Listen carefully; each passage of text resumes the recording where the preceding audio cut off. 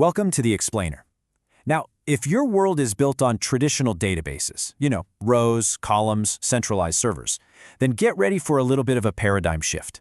Today, we're going to decode blockchain, but we're going to do it by comparing it to the world you already know, so we can see why it's such a different way to think about data. So let's just jump right in with the most important question on the table. We get databases, right?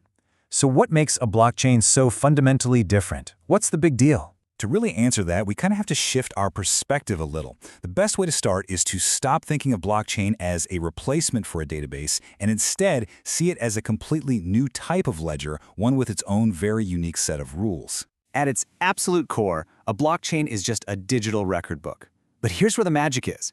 Its real power comes from being shared transparently with everyone who uses it. And, this is the most important part, it creates an unchangeable, or what we call immutable, record of every single transaction. And this brings up a really crucial distinction. Blockchain isn't some off-the-shelf product you can just go buy. It's an architecture. Think of it like a new blueprint for how to structure and share information that's fundamentally different from anything that's come before it. Okay, so what does this new architecture actually look like in practice? Well, this is where we see the biggest break from the classic client-server models that power, well, pretty much every application and database we use every single day. And here's the difference in a nutshell. A traditional database, it lives on a central server, and it's controlled by one entity. It's efficient, sure, but it's also a single point of failure, a giant target. Blockchain completely flips that model on its head. It's a flat, peer-to-peer network where the rules are governed by the consensus of the users, not some central admin. Now, just let that sink in for a second. Instead of one master database that everyone connects to, every single participant, every node on the network, has their own complete identical copy of the entire ledger. And when a new transaction happens, it has to be validated and added to every single one of those copies. And that brings us to the massive security implications. Because everyone holds a copy, its decentralized nature is its best defense. A hacker can't just break into one server anymore. To successfully change a record, they'd have to attack thousands, maybe millions of computers at the exact same time, all while the network is actively fighting to reject their bad data. All right, so let's shift gears and look at the data itself. We get it, the network is spread out and secure. But what about the records? What actually makes them unchangeable? Well, the magic is all in how the data is structured. The data on a blockchain is grouped together into these things called blocks. A good way to think of a block is like a single page in that digital ledger book we were talking about. It just holds a collection of transactions that happened over a certain amount of time, and each one is timestamped. But these blocks aren't just a random list of transactions. And here's the really ingenious part. Each new block contains the new data plus a unique cryptographic link, a hash, that points directly to the block that came right before it. This is what literally creates the chain in blockchain. The implication of this is pretty profound, especially if you come from the database world.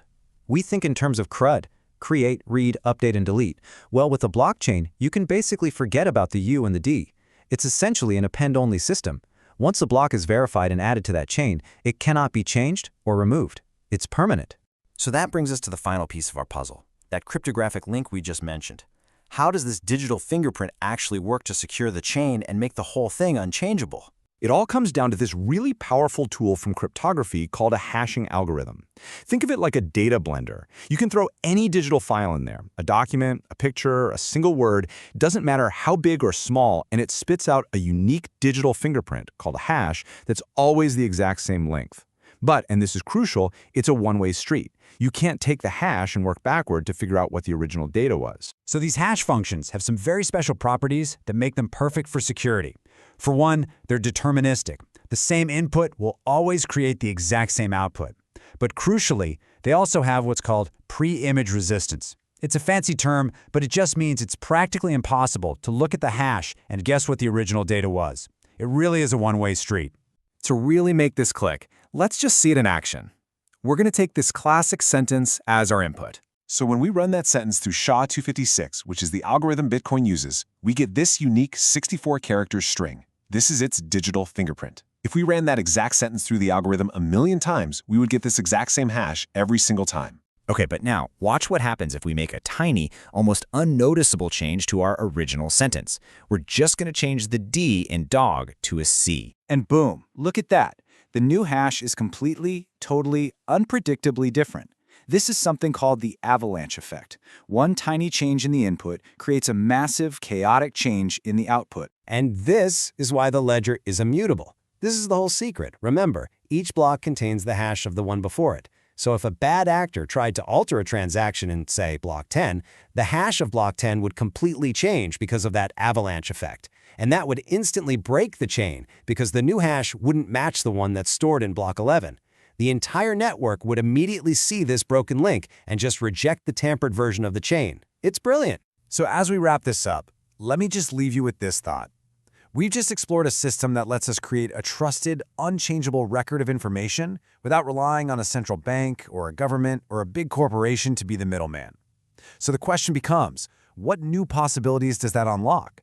What can we build in a world with truly verifiable data for things like supply chains, voting systems, or even digital identity? Hey, if this explainer helped clear up the fundamentals of blockchain for you, please give it a like and share it with someone you know who's curious. And of course, subscribe to The Explainer for more deep dives into complex topics. Thanks for joining us.